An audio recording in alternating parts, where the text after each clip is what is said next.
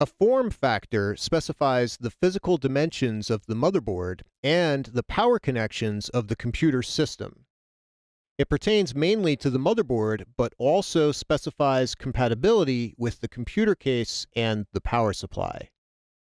There are three form factors you should know for the exam. The first is ATX. That stands for Advanced Technology Extended. Originally designed by Intel in the 90s, it is the standard for PCs today. Let's show a motherboard now that uses the ATX form factor.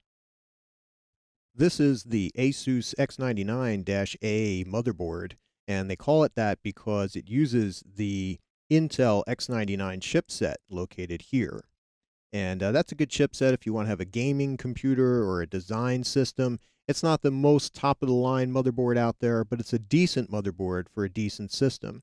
And I'm using this for the AV Editor computer, the build that I was speaking of earlier in the introduction.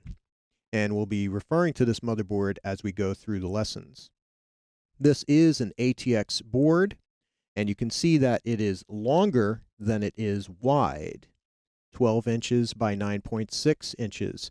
So it's a rectangular board, and this is the most common form factor for personal computers today. One of the identifying characteristics of this board is that the RAM slots are perpendicular to the expansion slots. They're at a 90-degree angle to those. So that's one of the ways you can tell about this. And here we have the main power connector. That's the 24-pin power connector, and that's part of the ATX 12-volt specification. And you'll see those referred to as 2.x, be it 2.1 or 2.2 or 2.3. That's the standard today. Here's a tech tip for you. These tech tips will be interspersed throughout the course, giving you very important information that you need to remember. This one's about electrostatic discharge. You need to prevent it. You don't want to damage any of your components, and there's three great ways to do this. The first is with an anti-static strap, and that's what I'm wearing here. You put the strap on your wrist, you attach the cable, and on the other end of the cable, you have an alligator clip, and that clips right to the case of the computer. This prevents electrostatic discharge, and so when you're handling the components, it helps to not damage those components. The other two ways are to use an anti-static mat, which you can put the computer on, and that comes with another alligator clip, which can attach to the case, to the chassis. And the third way is to use an anti-static bag. Always keep your components inside anti-static bags until you're ready to install them. So three ways here: anti-static strap, anti-static mat, and anti-static bags. Make sure you use all three. And that's it for this tech tip. The next form factor you need to know is micro ATX. This is a smaller version of ATX, and it has a maximum size of 9.6 inches by 9.6 inches, or 244 millimeters squared. And you can see here that this is a square motherboard in comparison to the last one that we showed, which was rectangular. But this is backward compatible to a regular ATX form factor, meaning you can install this board into an ATX-based case because it has the same screw holes lined up here. You're just missing some of the motherboard, that's all. But it's backward compatible to ATX. You have the RAM slots here, and at a 90-degree angle, you have the expansion slots. You have the same type of 24-pin power connector, and you have a port cluster on the back for your USB and your sound and video and so on.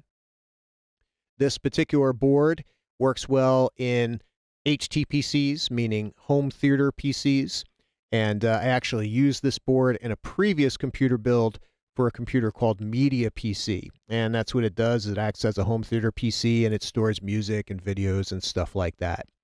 And it works well because you can use it in a desktop case instead of a tower case, and you can save space, and it's a little bit more ergonomic. So that's micro ATX. The third form factor you need to know is actually a family of form factors, and that's the ITX form factor family, and that's developed by VIA Technologies. And it consists of 4 different types: Mini ITX, Nano ITX, Pico ITX, and Mobile ITX. The Mini was originally designed in 2001 at 6.7 by 6.7 inches, smaller than Micro ATX, but it is screw compatible with it, so you can use it with a Micro ATX or ATX case. The original version used passive cooling, which conserved power, and it made it ideal for home theater PCs, but newer versions use active cooling, meaning that it uses a fan on the CPU, because it's a more powerful CPU that you'll find on these boards nowadays. And the newer versions come with a single PCI Express by 16 slot. Nano ITX, released in 2005, measures at 4.7 by 4.7 inches, and it has low power consumption, and it's used for automotive PCs, set-top boxes for your TV, personal video recorders, and some media centers.